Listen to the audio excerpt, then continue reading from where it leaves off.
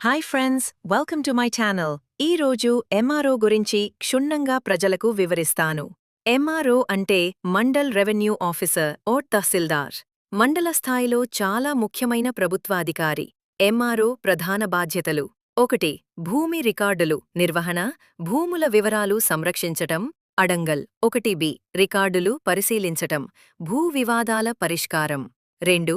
సర్టిఫికేట్లు జారీ చేయటం, ఆదాయ ధృవీకరణ, ఇన్కమ్ సర్టిఫికేట్, కుల ధృవీకరణ, కాస్ట్ సర్టిఫికేట్, నివాస ధృవీకరణ, రెసిడెన్స్ సర్టిఫికేట్, ఈ డబ్ల్యూఎస్ మరియు ఇతర ప్రభుత్వ ధృవీకరణలు.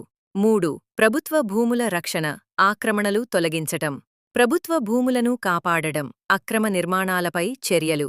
4. రెవెన్యూ వసూళ్లు, భూమి పన్నులు వసూలు చేయటం, ప్రభుత్వ ఆదాయానికి సంబంధించిన పనులు చూడటం. 5.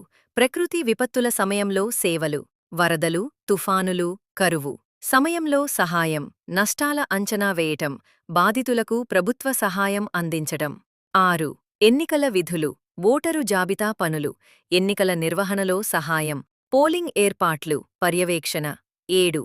చట్టం మరియు శాంతి భద్రతలో సహాయం, పోలీస్ శాఖతో కలిసి పనిచేయటం, సమస్యాత్మక ప్రాంతాల్లో పరిస్థితులు పరిశీలించటం. 8.